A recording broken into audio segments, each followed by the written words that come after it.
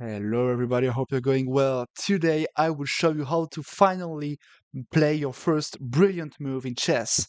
And for that I will show you the PCA World Chess Championship match in 1995 which opposed Garry Kasparov to Anand. E4. So the situation in the match is that Anand is already leading with 1 point and now Kasparov has to play like an engine to actually win that game. E5, knight f3, knight c6, and bishop b5. The rule up as the best weapon in order to win with the white pieces. I can guarantee you that. A6, of course, we cannot take the pawn on e5 because queen d4, and you will actually use your game pretty easily. And that is not good. I will not recommend you that. You can at the very least take and go d3. This is something that I'm playing, and this is a good variation. And the best move is actually f6, which is, of course, very, very, very funny. But okay. A6, bishop a4, preparing to play bishop b3, knight f6, and now castles. Knight e4. We can also go for d3, but then we cannot go for c3, d4. That is another option. Castles takes, and now d4. We just want to open up the center. It is still theory, b5, bishop b3. The reason is that if you take there, then actually there's rook e1 and there are some problems over there. And d5 to protect the knight doesn't work because of knight takes d4 and there are too many pins and that is not good. So let's go back, b5, bishop b3 and now and now d5. So the idea of d5 is that we are defending the knight, but also we are closing this bishop diagonal. Okay, we can get the pawn back, and now we will actually attack the pawn on d5. So that is why black decided to go bishop e6. The idea of bishop e6 is to actually protect the pawn on b5, and that's it. Now the knight on e4 is actually causing us a lot of trouble, so we want to trade it off. Knight bd2. If you take, I will just take back. It doesn't matter with the queen or with the bishop, and then go bishop c3 or bishop f4. Doesn't really matter. Or queen d2, that is to go queen f4 and queen g3. That is the Grishuk option. So knight c5, keeping the knight alive. And okay, now c3. I'm controlling the d4 square, and I'm all right. The best move is probably to play bishop e7 and castle and get rid of, any potential pressure in the center. But Anand will actually go for a move which was not as known at this time, but now it is probably the main line. It is d4, opening up the center completely. Kasparov will think for probably some time, and he will not take on e6. It would be a mistake. Knight takes e6, and now black is having two monster knights in the center, so that's not good. So Kasparov went for knight g5. And knight g5 is just an incredible move. I mean, the knight is hanging. The knight is hanging on g5. So pause the video and try to understand why it is a good move. Okay, of course the knight is hanging. But the response from Kasparov was actually queen f3. That was an idea. And the knight is pinned. And even though you can go on d7 with a bishop, there is bishop takes f7. Be careful, not queen takes f7, because after king d8 and, for example, the move that Kasparov wanted to go for, there is no real attack. The queen will be traded, and if you move the queen away somewhere, then notice that there is knight b3, there is no more attack. So that is why we go bishop f7, and the idea is that after you go away, I can take on d4 back. You cannot take the pawn with the knight because the rook is hanging, and if you go away, I can go, okay, bishop d5, and there are just too many problems on this diagonal. Knight e4 is coming, and that's just game over. And if knight e4, queen e4, I'm attacking everything twice again. So, of course, Anand thought about that, and he didn't take the knight, which is probably still the best option, but it's not that clear. So he took on c3 first, but now, of course, we don't want the knight to be weak anymore, so knight takes e6. Now I'm just destroying your pawn structure. If knight takes e6, I can just take back on c3. I'm controlling the d4 square, queen c2, knight f3, bishop e3, rook d1. The game is better for white. We're just a lot more dynamic than black. We can also just destroy your pawn structure. That's all right. And queen b3. That is also an option. But in the game, Anand will take back with the f pawn, which means that after b takes c3, I mean, black has a huge weakness on e6 and knight b3, a b3. It isn't helping black because e6 is still a weakness. We can still go queen g4 or queen f3, and now a6 is a target. If you want to know more about tactics, just go, go check out the most recent uploads. You will enjoy them. After b takes c3, Anand will not take on b3, which could be a good move, which would have been a good move, but he will go for queen d3. He's trying to dominate white. Okay, but now I'm just happy to have my light square bishop alive. So bishop c2. And that is the first brilliant move. Bishop c2 is fighting for advantage, and it is giving away a pawn. Okay, the rook is hanging. We have to protect the rook, so knight b3. The threat is to, at some point, try to trap the queen with bishop d2. So, knight b3. But wait, didn't you just say that the knight on b3 was defending the rook on a1? Yes, it was. The thing is, after bishop takes, if you try to take the queen, there is queen h5 check. g6, the only logical way to stop the check, and now queen f3. And notice how the knight is pinned. If you go knight e8, I can take your rook, but I can also go queen f6, attack this rook over there, rook g8, and bishop e6. I want to go for some checkmates, and if you go for bishop g7, I have bishop f7, knight takes, queen e6. If king f8, bishop a3, we get the queen, and if king d8, again, I can go this way and get the queen, but the rook d1 is just mate. Knight d6, bishop g5, the king cannot move anymore, bishop f6, and bishop takes f6 checkmate. So notice that this rook sacrifice is actually, a brilliant move. It is brilliant that you can sacrifice a piece for queen h5, queen g4, queen f3, and some checkmates.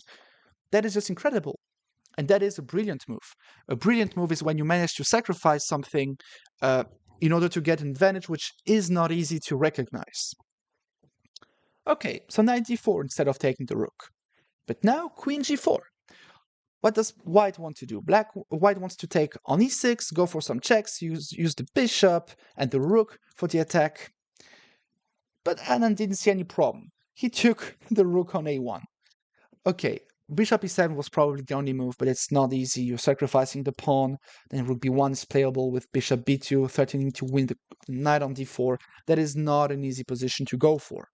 And if knight b3, rook b3, even more attackers, the game is simply over. Queen c6 to protect the pawn, but queen g7, and that is, that is not good. That is not good.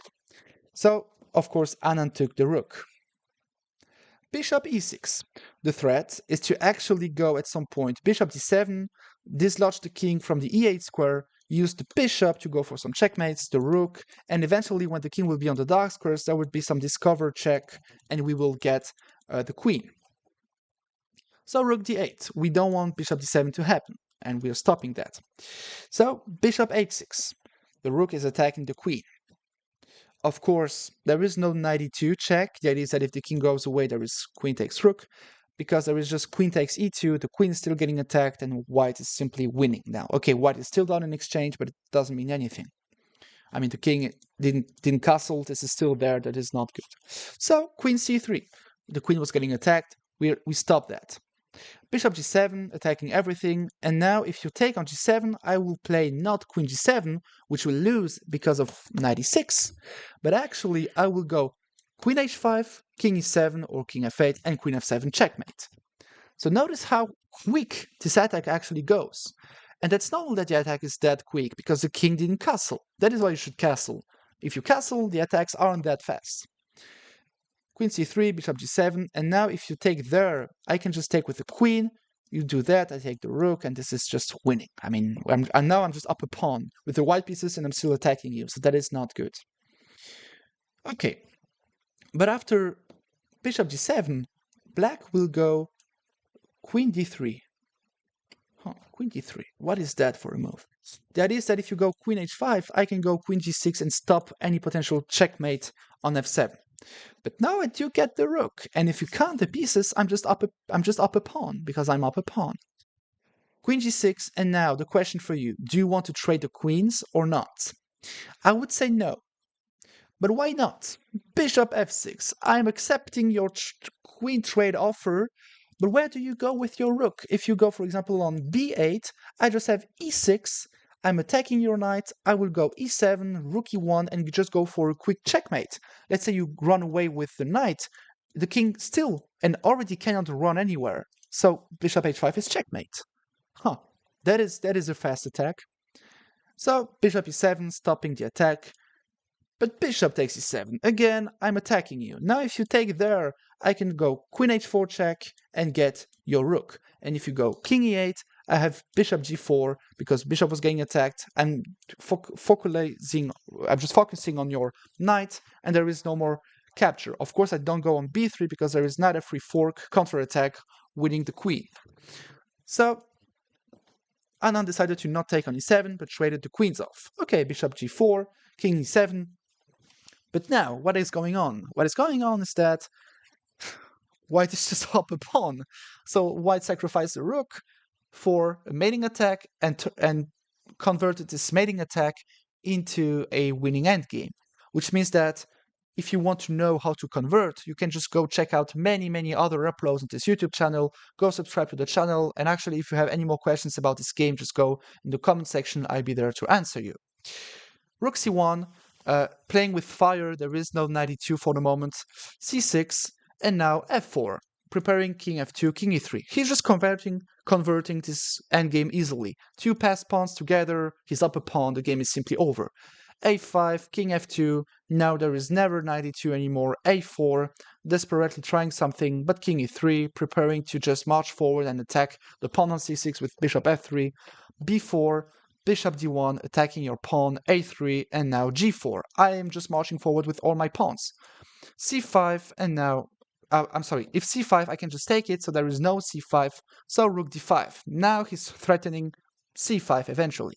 But rook c4.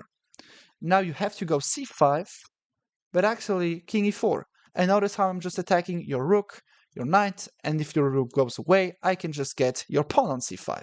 So he forced c5, because if you run away, I can just take your pawn, and that's it. Okay, probably bishop c2 first, attacking on h7. Okay, and if you defend like that, I can just take there. But notice that I'm still completely winning if I do something like that. I take there, you take there. I still have rook b7, f5. I mean, I still have many pawns which are marching forward. For example, this, king e8, f5, knight g7 is not possible, and if king f8, for example, rook b3, I would get all your pawns, march forward, and that's the end. But of course, Kasparov was very precise.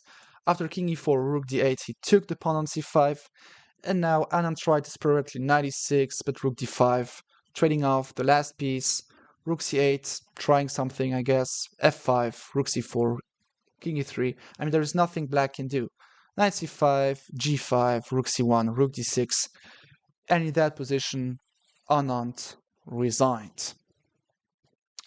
That is a very impressive game. The reason why it is an impressive game is because you see how you can actually sacrifice whatever you want to. You just have to know what you're doing. If you know what you're doing and your plan is sound, you can actually sacrifice everything and still end up being winning. And actually, you can end up being up a pawn. To do so, go check out the most recent uploads. There is a lot of games which will actually teach you how to be aggressive and how to be a good chess player. So subscribe to the channel. Don't forget to share this channel as often as you can. Share it to everybody, your dog, your mother, your friends, and hopefully you will be as good as you wish, as you